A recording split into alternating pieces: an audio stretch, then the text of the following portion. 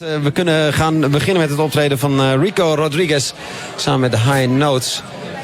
Want Rico Rodriguez is hier naast mij komen zitten op de bank samen met Peter, oftewel Raz P van Rodriguez en de High Notes. Want er is een nieuwe cd uit, de tweede cd van Rodriguez en de High Notes. Die heet Change the Mood. En daarop allerlei mooie ska-melodieën. En zij worden ook vergezeld van Rico Rodriguez. En hij is echt een trombone-specialist. Hij is heel lang geleden geboren op Jamaica. Maar ik denk dat ik het allemaal beter kan vragen aan Raz P, oftewel Peter. Hallo Peter van de Rodriguez Islands. Welkom. Hey, misschien, hello Mr. Rodriguez. Welcome to our show. Let's give these guys a hand, first of all. Even een applaus. Greeting. Greeting to you too, Mr. Rodriguez. I want to ask Peter first, maybe he can do it in English, to do a short introduction about, as to all the people here. I think a lot of people might know who you are, but some people might not. So could you make, please, a short introduction of who is Rico Rodriguez? Peter. Well, I think the man can speak for himself. Okay. I would like to do the introduction. He is a man who stood at the cradle of what has become reggae music. And it's over 50 years of musical experience sitting next to me. And it's a great honor for us to play with this man. How did you team up, Rico? Where did you find these Dutch guys? Can they play reggae and ska music? Yes, I did see them about 2 years ago, you know. We did go into the studio and do a little recording, you know. So I would say 2 years ago I met them, you know, and they played very well for me. They played very well. Yeah. What is your experience? Because you've played with so many people over the years. You've been born so long ago. And you've played with lots of orchestras and you played in lots of bands and did some tremendous things. I think most listeners to pop radio might know you for your trombone work with the Specials, but of course you did lots of other things. Are there countries where there are bands that can definitely not play ska music, like for instance maybe Switzerland or Italy? Well, everywhere you go, you know, people play reggae and ska, you know, because as far as Japan, people have more ska bands and a rocksteady band in Japan, more than most other places, you know. So everyone play Jamaican music all over the world. Yeah. What for you is the essence of Jamaican music? Well, it's the feel, you know, it's the life, you know, the life.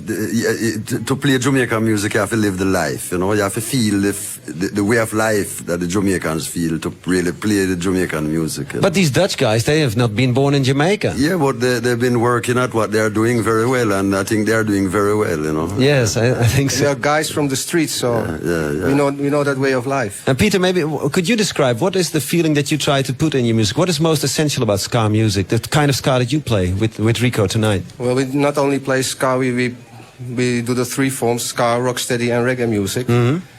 And the feel is rootsy. The feel is earth creation. Could you explain on that? Earth creation. It's a natural feel. Yeah, you have to feel natural to play the music. Have you become a Rastafarian yourself? Yes. Yes? Do you have to go through some kind of initiation for that, or is it just a personal decision? That's a personal thing. A personal thing. It's okay. Between man and his God. Man and his God. Rico, you are also a Rastafarian? Well, from a long time, you know. Long time ago. Yeah, because we grew up in Jamaica, you know. You have to have a family, and the family is Rasta, and Rasta is strong, you know. Away from that, you don't have no strength in Jamaica. You have to be Rasta. For Rasta is the strong power in Jamaica.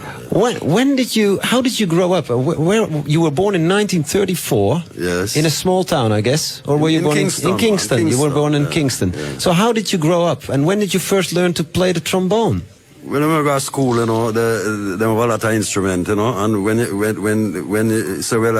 I play trombone since I grew up bigger, but when I was younger, they gave me other things to play, like trumpet and euphonium and French and different instruments. And why became the trombone your favorite instrument? Well, whenever someone is leaving school, they always get an next man to take his place, you know. So I was there to take someone else's place by learning to play the trombone.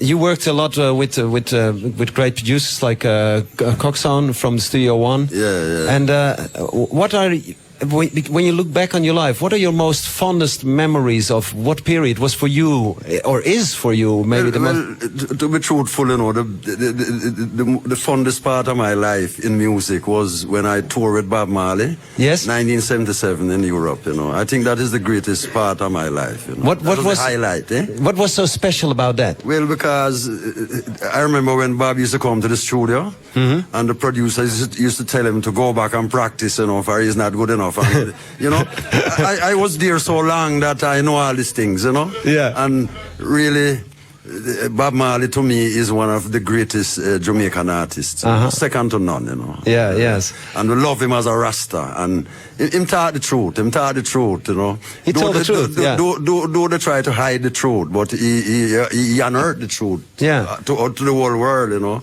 And up to this day, people love Bob Marley music. For a lot of people, for a lot of people also maybe become a sort of almost religious symbol, like almost a messiah. It's not really a religion, it's a way of life, you know. It's how you live, you know. And Bob came from, say, he was in the country parts, and when him coming to Kingston, he really realized what Kingston is all about, you know. So him fit in very well and become popular among the crowd. So as them always singing at the country part, him Peter Tosh and Bonnie Wheeler. So yeah. Them was the people's choice in Jamaica. You know? You also played with the Specials. What that must have been strange, because you moved to England in 1961. Why did you move?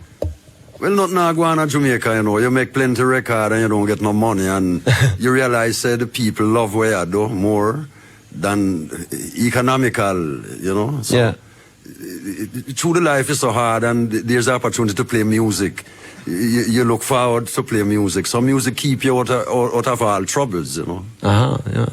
And how was teaming up with the Specials? That must have been strange, because suddenly you were taken up into the pop mode. Oh, well, when they want me join the band, you know, I tell them, so I'm not join no band, you know, because I prefer play free, you know. But them convinced me that them had do something good and I must come in with them, you know. Yeah. So I come in with them and I do a track named Message to You, Rudy. And a track you knew well.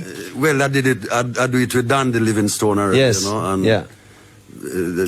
When I record with them, they want me to play with them again, you know. So I just decide to play with them, you know. But was it for you just a job, you know, like a sideman? I like a session man. I need the money, so I go in the Specials. Or was it also a feeling together with the white guys and the black guys and to be in one band? Maybe the idea with them would have them really want me to play for them, you know, and them get me to do the music with them, you know. And I think I do about 2 LP with them, you know. Yeah. But at the same time, I was involved with Linton Kwesi Johnson. Yes. And it was difficult for me to play with Linton Kwesi Johnson again, for I was with Specials, you know. Yeah. So that was one of the things that I really regret, you know. Okay. Not playing for Linton, you know. Yeah. For Linton is a great poet. He's a great man, you know. Yes. I love him, man. Yeah. My last question to you will be, why haven't you retired, for God's sake? You are so old. Man, you should be sitting at home counting your royalties. Well, Rasta man say, man is a day and a night old. That's what Rasta say. Okay. Yeah.